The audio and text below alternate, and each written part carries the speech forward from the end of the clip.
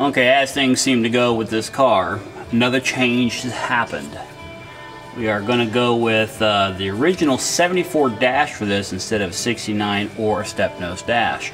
Reason we're doing that is because we decided to go with a stack street slash race gauge cluster. It's an all-in-one telemetry data logger type gauge cluster. So it means we're going to have to modify a dash. So why cut up a dash like a 69 or the paper dash, which probably wouldn't hold up to the stress? So we decided to go with a 74 dash, which is what was originally in his car. And at that, why go with one that's in really good shape? So we decided to go with one that was pretty beat up. Eventually it's all going to get wrapped and suede and look real nice. I'm going to show you how we're going to repair it here in a few minutes. But a few of the things that we're going to show you. One, because the way the ducting is on the original 74 type like dash, we could take advantage of that with our cool billet, leading ductwork. In other words, it'll be able to drop in here quite nicely. So that's going to look very pro. Very happy about that. But this dash has tons of cracks in it. Cracks here, cracks on top, cracks everywhere. So we got to repair those to kind of make this thing a little more rigid before we start wrapping it in a suede. So we're going to make those repairs today. But one other thing we kind of wanted to show you was how clean the overall inside unit of this AC is going to work out. Here's the unit. These are the mounting bracketry. But once it's in place, more or less that's where it's going to sit. It really doesn't occupy any more space than the original unit would have, okay? So, and again, I have it down low right now. It sits up there quite a bit. I'll show you.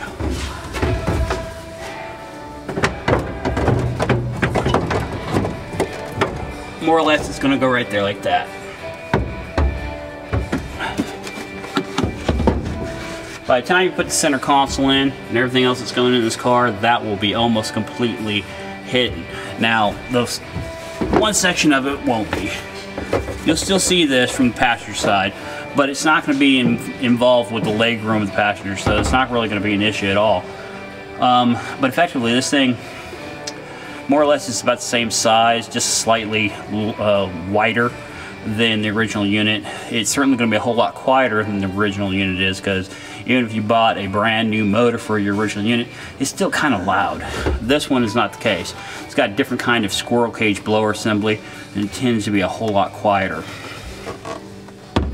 So anyway, now what we're going to move on to is I'm going to take the dash out of this thing. We're going to start repairing it with some components that are meant to do just that job, and we'll show you what that's all about.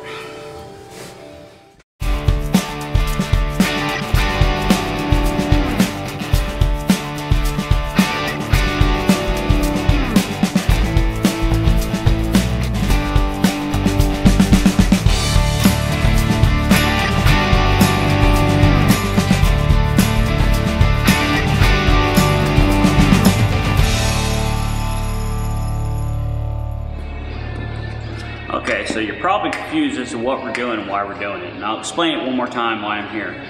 This is the original dash that was in our GTA replica project. It's out of a 74 GT because this car started out life as a 74. What we're doing though is we're going to be putting in a very advanced gauge cluster that goes right here, okay? And it doesn't even come close to fitting this particular dash, and wouldn't fit any of the other traditional Alpha dashes. So it was kind of one of those things where you have to figure out what you want to do. You don't necessarily want to cut up a vintage step nose dash. You certainly don't want to cut up a 69, 71 dash, because they're just as hard to come by and wear as well. So we decided to sacrifice the original dash itself. So what we're going to do is we pulled this old dash cap it had off of it. It didn't want to come off. It was fused on there pretty good. So we had to grind it off, and we had to torch it off to get it soft enough to separate from the urethane that it was bonded with. So now that that's done, we see why it had a dash cap. This thing is completely knackered. I mean, there's foam breaking off everywhere, and it's just in really sad shape. So what we're going to do is we're going to repair this. Now, we did something, gee whiz, I think it's been close to 10 years ago now, that we did something called How to Repair a Dash for 20 bucks.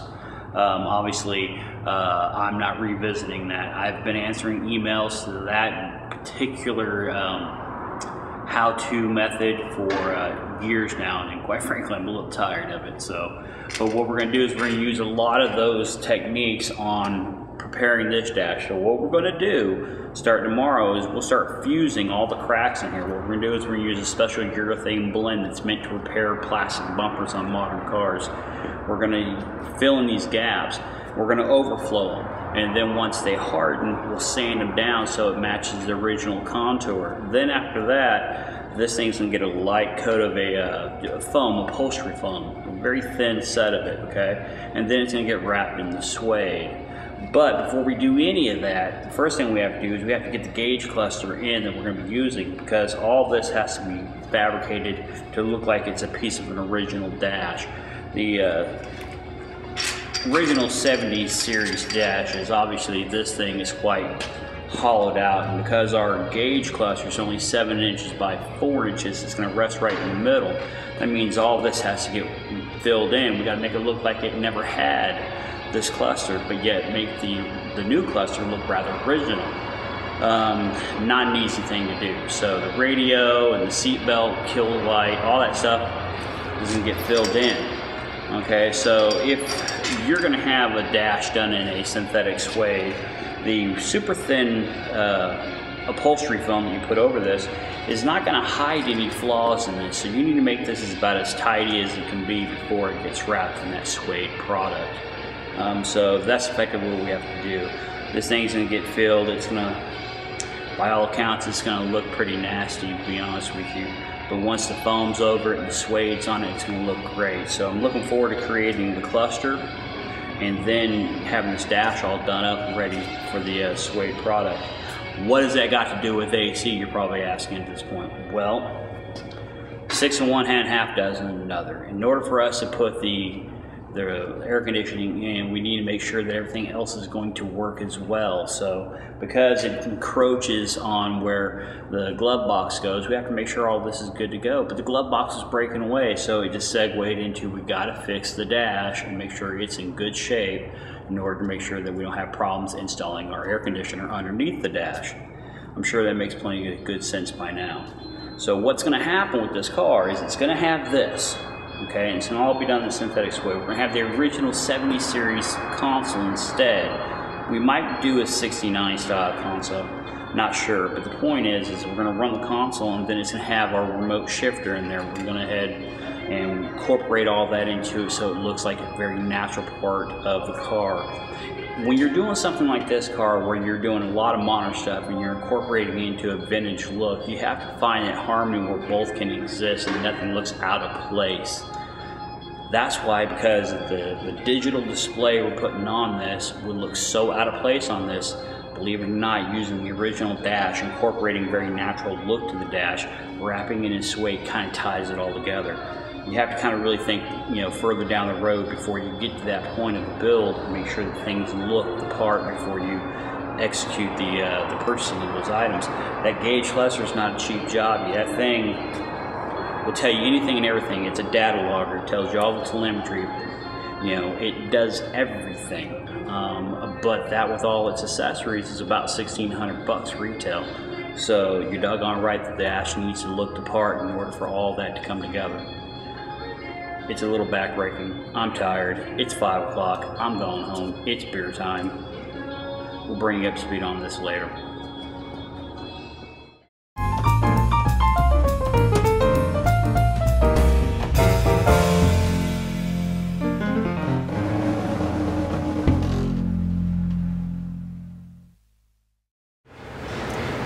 Okay, so starting in on our air conditioning installation, what we're going to do is we're going to route the lines through the inner fender section on the passenger side of the car. So this right here is our template. The template is just merely a paper version of this.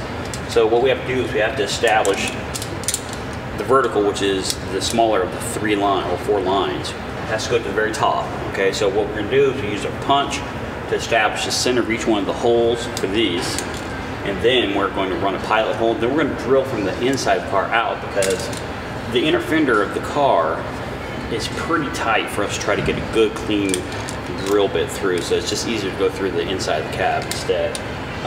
We have to go as high up as possible on this because we need the lines to be clearly well within inside the dash and as far away from the glove box as possible.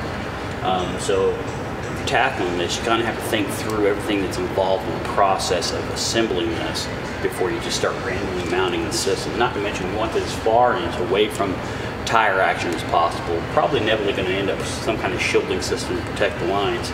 But effectively what's going to happen is it's going to come through here, it's going to drop back down in front of the cowling, across the radiator up to the compressor. So it'll be a nice clean install. Again, the focus is to have a minimal effect or look that changes the overall look of the engine bay. We want it to be as clean and simplistic as possible in there. Again, that's that crossing of modern with originality. So there we go. We're going to start punching.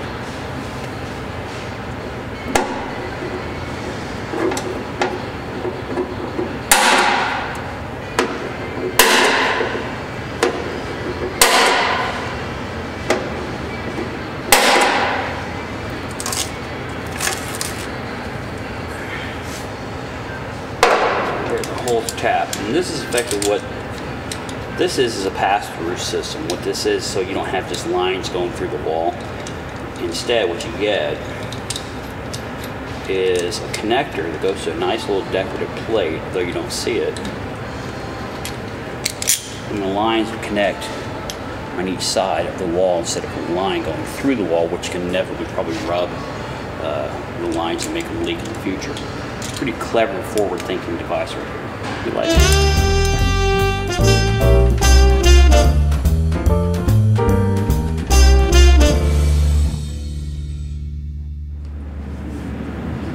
Okay, you can't really see them, but the 4 holes for our plate, this guy, are right here. Now you got to run 7/8 holes through that.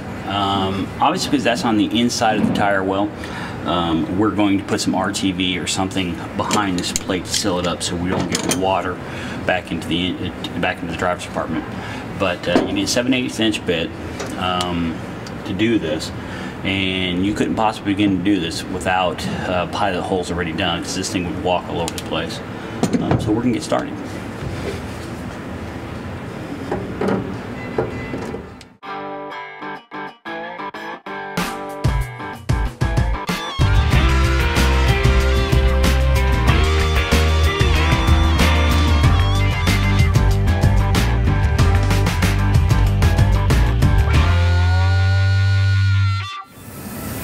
Okay, so I'm going to use a urethane permanently flexible product that's going to put behind this plate. It doesn't tell you to do this in the instructions, but the reason I'm doing it is because we are on the outside of the engine bay, which means that, you know, water is going to be slung up against there on rainy days. So we need to just make sure that the engine bay, or I should say the firewall to driver compartment, is fully sealed. So I'm going to use a little bit of this around everything.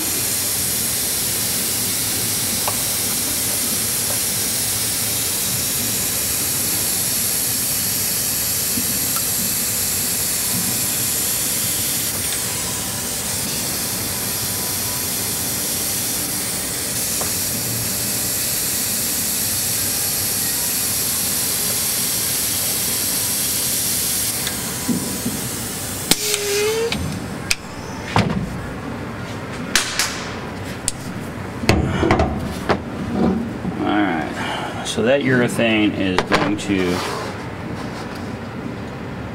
seal up quite nicely against the inner fender.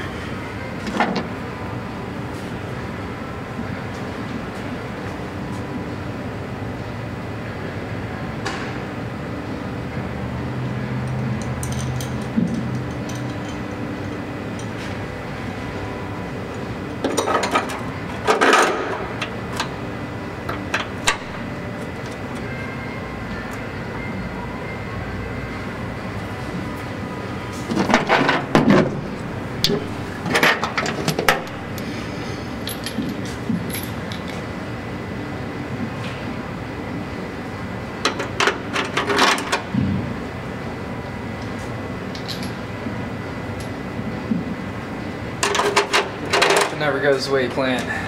Those passenger ones are too short. Too short. Yeah. Something ain't adding up, brother. Let's go look.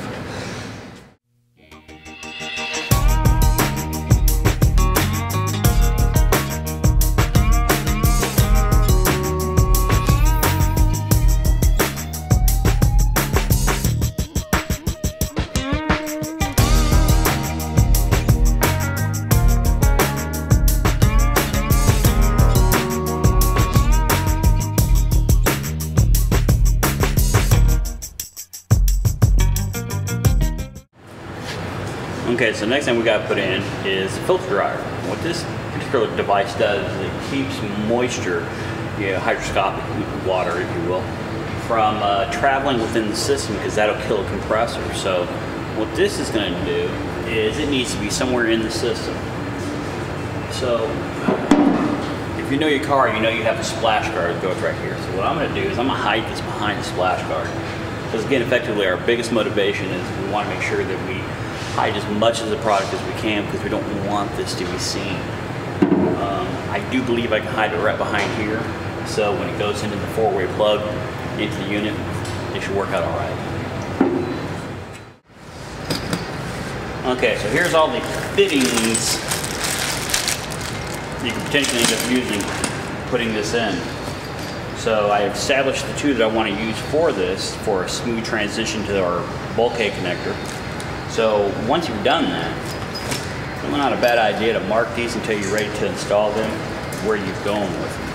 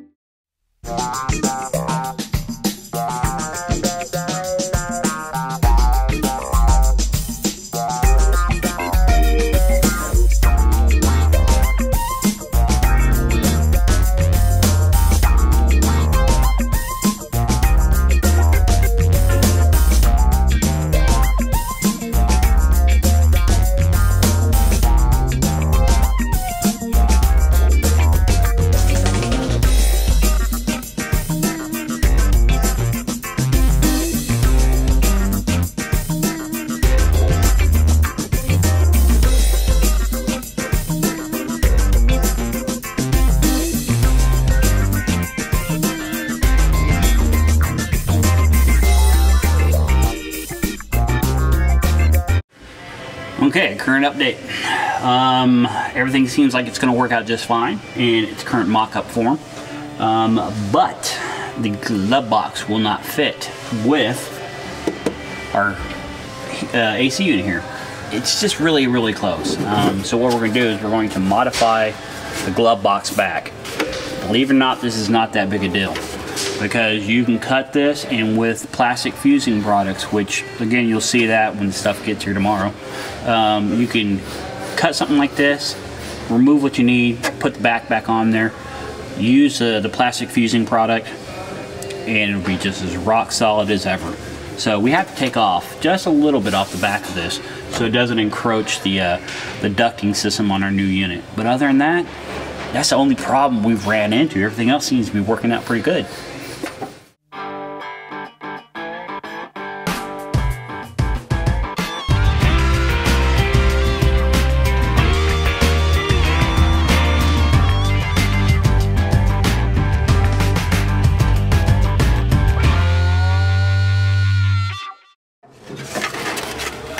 Okay, so by removing that much of it, we now have plenty of clearance to the back of the AC unit.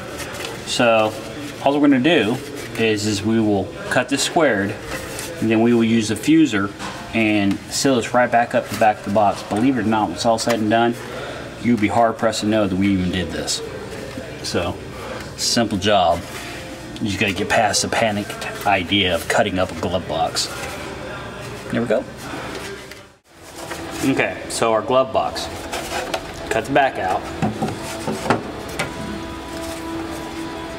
It was like this, and then we removed that section of it. And then, when the fuser material gets here, we're going to fuse this right back onto it just like it was. If you look at that, from the inside you won't even know. And on the outside you're just going to see right where it was. But that'll be fused over with this special plastic bonding product. So it's a little more work than you want to do, but it's actually not hard. And you know, if we do it right, we won't even have to reflock the glove box. It'll be just fine. And that's the biggest challenge of the day. I would have to say really the only challenge of the day.